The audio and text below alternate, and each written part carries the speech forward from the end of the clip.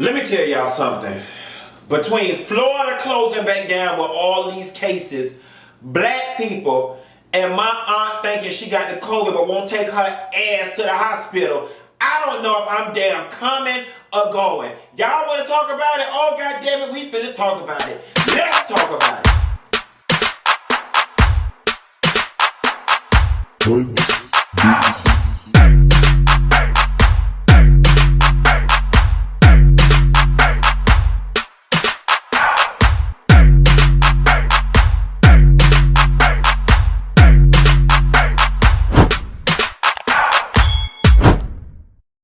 Nessa girl, I am in here so stressed out. I really know how it feels to be stressed out or stressed out. When I was a little girl listening to Faith and Tribe Called Quest sing Stressed Out, I just thought it was a popular little hit amongst the other little girls in the class. I did never, ever, ever think that my blood pressure would lead me to sing I really know how it feels to be. Let me tell you about my goddamn auntie and my cousin. Now, I recorded my Married to Medicine video, and I'm in here laying on the sofa minding my damn business as I always do. And I get a text message from my cousin talking about, can you please call auntie and make her call 911? She can't breathe and she being stubborn. So I called my aunt and I immediately say, do you need me to take you to urgent care to the hospital? She fall out. I don't know what to do. So now I'm all scared and nervous. I said, well, I'm coming to take you to the hospital. She was like, no. I said, no, auntie, if you can't breathe, I'm coming to take you to the hospital. So child, I jump in the car. I'm doing 80 and a 30, fuck a ticket, okay? I'm driving down, up and down 95, 826 trying to get to her house. I stay on Miami Beach, she stay in Miami Gardens. Now on the way there, I'm texting my friend who was a nurse at the hospital, and I'm like, listen, my auntie's 60-something years old, she got diabetes, heart problems, and she says she can't breathe. Do I take her to ER or do I take her to urgent care? He said, bring her here if you can, meaning his hospital. Or if not, if it's dire emergency and she cannot breathe, call 911 and they can get to her and give her oxygen immediately. So I'm about 3 minutes from her house and she talking about, turn around and go back home. I feel better now. Black people fucking kill me because they don't want to sit up in no hospital. Yeah, that's right, hospital. I said, auntie, I'm right here on 199 by your house. I'll be pulling up in 2 minutes. Let's go. I said, my friend already waiting on you. I pick her up. I get to the house, she brushing her teeth. Now, mind you, my grandma's sister died last week, and they having a viewing this Friday. So I walk through the door. She say, your friend gonna be waiting on me? I hope I don't be in there all day, or they admit me. I'm gonna see Joseph big body. I said, well, auntie, you ain't gonna see the damn body if you dead. Okay? And she was like, I just hope I ain't in there all day. And I said, auntie, I hope you don't go to sleep and then don't wake up because your ass can't breathe. So come on and get in this car and let me carry you down here and see what's going on. Now on the way there, I called my cousin, the one that texted me and said, listen, I'm finna go pick auntie up, take her to the hospital. She on the damn phone hacking in the car. I said, what the hell wrong with you? She said, I think I might got the COVID. I said, well, bitch, when you think you might want to get up and go see about it? So she said she was waiting on her husband to take her to get tested. I said, listen, you are barely able to talk to me without coughing. Fuck getting tested. You need to carry your ass down to the damn urgent care or to emergency because you sound bad. And listen, when I went to Florida State University and got my degree in economics, the people ain't taught me shit about medical, but I know enough about it to know this. You don't want to play with no breathing problem because you'll be feeling fine right now, and 15 minutes later, your lungs will lock up on you like some knees, like 40-year-old knees riding dick for more than 4 minutes. Y'all know what I'm talking about. You get down there, bitch, you can't get up. It'll lock up. It'll lock up on you. You know what I'm saying? You right there, you gonna hack and harp your ass. You gonna hack and harp your ass to Whitley Watkins' funeral home. We're gonna be having 2 viewings this damn Friday. Either way, she was like, okay, I'm gonna go. So I go pick my auntie up. I tell her, oh yeah, I told cuz that she need to go see about it. I got in the car with her. I know she gave it to me. She gave it to me. I was in the car with her 3 days ago, and she wasn't feeling good. I asked her what was wrong. She said she had some bad cheesecake, but she lied to me. I can't believe this. Oh, she's sick. I can't afford to lose her too. I said, woman, get in this damn car. So we get in the car. I'm driving. I'm trying to say, Auntie, how long you ain't been breathing good? It's been about 3 days, about 2 nights ago, I couldn't breathe good. And the other night I did all right. I just thought I needed to take my pills.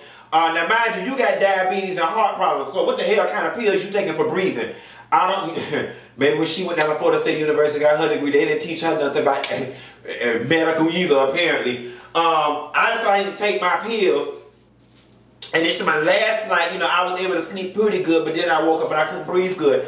And here's the thing that's frustrating, right, for me being the nephew in this situation. This auntie is retired, so you got your retired family members, they got nothing but time on their hands. Every time the news give an advisory about what's closing down, what's opening up, how the case is going up, my phone is ringing. Any given day, I get 4 calls from my auntie giving me the damn updates. Now, for your ass to be Chani Kong of the coronavirus, and this her take right to my, I'm in a bike waiting to see the doctor. Well, stay there then. For your ass to be Connie Chung of the coronavirus, and you know what's going on, the cases increasing, how they don't shut Florida the fuck back down, effective tomorrow. You should have been the main one and the first one on the damn main line or the bus to the damn doctor's office, the hospital, or the urgent care. I just don't understand. And it's this whole black people, and I'm telling this because we got to do better. We got to get out of this goddamn, let me sleep on it, let me put some tussin on it, let me call Sister Johnson from the church and ask her what her son had and what he did. We got to do better in reference to seeing about our health. I keep crying, baby, for you, so don't you worry. Come on, boy, and see about me. Come see about me, see about your auntie. Got me right here doing 80 and a 30, fuck a ticket, okay? Knowing damn well you ain't got no money to pay my damn ticket if I get it flying around there to see your ass. So look, I drop her off to the hospital and the people tell me I can't even come beyond where you check in. So I said, I'm going to sit in the car. My friend was like, look, we're going to run a battery test, take it to the back. I said, well, I'm going to wait in the parking lot in the car. I got my phone. I can, record videos, play on my phone. Let me just tell her, okay, y'all, because she'll get the call and if I don't respond to this text message. You know how old people ain't got no patience. Okay, keep me posted. And so then I decided, okay, I needed a bank card, so I went to the bank, went and got something to eat, and then my friend called and gave me an update. And I said, well, look, I was trying to stay in the area. I'm just going to go home, call me, or have her call me, when they figure out whatever the case may be. So then now, here's the gag. So I get on walk the dogs. My friend sent me a text update and say, your auntie blood sugar is 475, which is extremely high, and that may be contributing to her not feeling well. All her other blood work is within normal range. The doctor is going to determine if he's going to admit her or not. That's going to be contingent upon him being able to get her sugar down. Now, mind you, I did not know. Because I don't deal with the sugar and I don't be all in my auntie business, I don't know what's normal and what's not. I look on Google, normal sugar is 140 or below. Hers is 475. No, goddamn, yeah, he's right. Your shit is extremely high. Family members and black folks out there with diabetes, y'all got to do better taking care of yourself with that sugar. Y'all got to do better. See, my auntie, she got it bad because she likes sodas and cakes. And see, what she do, I'm telling all your business, she like to eat her cake, then take her insulin thinking that that's the way it goes. I can eat my sweet and take my insulin and cancel it out, and that's not how this works.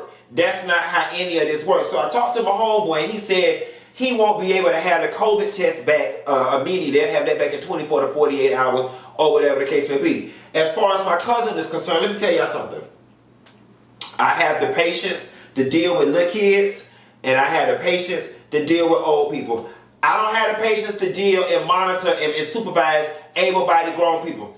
I text her, I said, listen, you sound bad, you need to get up and go to urgent care right now. It's $135 and let them check on you and give you the okay.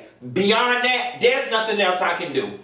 If she decides to sit there and hoop and harp and cough until she has somebody to fly her body to Willie Watkins and let Phaedra fraud over her funeral, then that is her prerogative. Y'all ain't finna stress me out about this bullshit with this damn COVID. I can't go to Houston tomorrow. My auntie in there half past dead. My cousin over here coughing. They said baby Isaac was in the car with them. I just don't know what the fuck going on. So somebody gonna have to come see about me because this is too much. Then, when I decided to come home, I was gonna go to stay in the area. I was gonna go to TJ Maxx and shop around, but y'all on my phone harassing the fuck out of me, telling me I can't do this, I can't do this, and I can't do that, because on today I'm only supposed to shop black. Okay, I need a comforter. I need a new garbage can. Not really, but I would have just bought one because I'm stressed out and to kill time.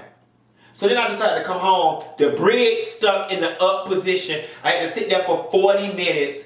It's just a lot. It's a lot.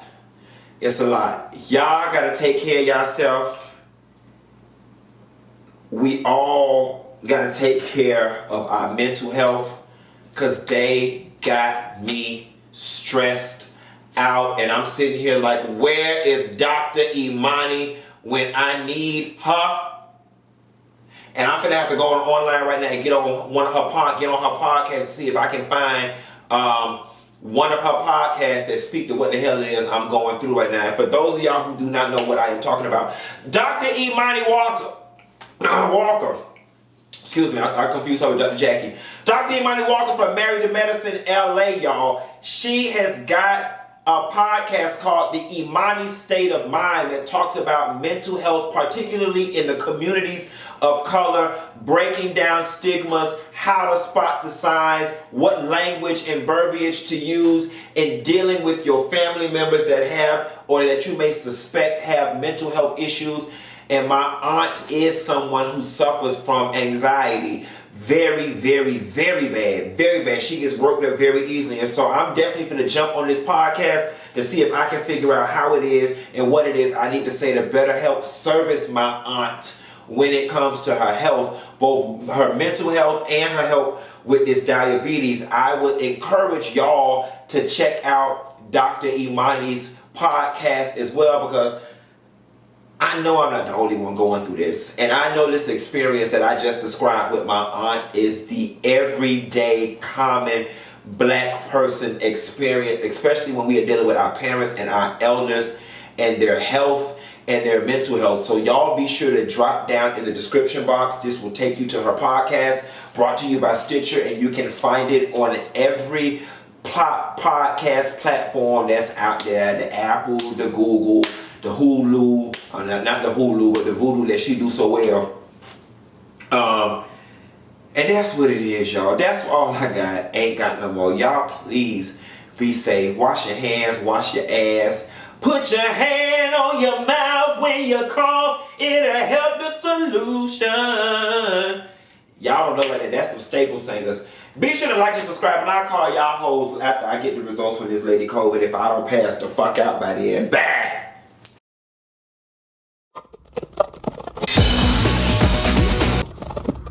While there is still no word on a cure for the virus, I just wanna drop it hella. Let's breathe in and breathe out. We're about to get into an Imani state of mind. I'm Dr. Imani Walker. I've been practicing as a psychiatrist for over 10 years. I grew up in Harlem, and I remember my block, which was on 19th Street, was a little community. We all banded together to make sure that everybody was good. That's really how I try to be with my patients. I want to make sure that everybody can find someone like me to help with their issues. I know that so many of y'all don't know where to start when you want to talk about your mental health. On Imani State of Mind, I'm going to have those conversations with you. What are the best practices for establishing boundaries in the home between an aging parent who is sheltering in place with an adult child because of COVID? I'm an empty nester and haven't been a full-time caregiver in quite some time. Oof, what a question. What a question. So I think creating a schedule, posting it on the refrigerator or on a whiteboard where everyone can see, obviously it's going to take, yourself, your parents to get used to it. But in this time of COVID, I think the most important thing for us to do as people is to maintain a schedule. Okay, listen, I get it. I don't just treat patients. I deal with my own issues. So I know it takes work to feel better. I was definitely unaware of my own mental illness. Now, I just want to say, this is coming from a psychiatrist, and it didn't have to do with stigma. It more so had to do with the fact that I lacked insight, right? So my insight as someone able to look at myself objectively was poor. Taking care of your mind is just as important as taking care of your body. Think of Imani's State of Mind as your beacon of sanity on that journey so you don't end up diagnosing yourself on the internet late at night. As a doctor, I know that if I go to Google, it's going to be like, oh, you have PMDD, you're taking Prozac, you're going to die. Take a deep breath with me because we're in this together. Imani's State of Mind premieres June 25th. Subscribe now in Stitcher, Apple Podcasts, or wherever you listen.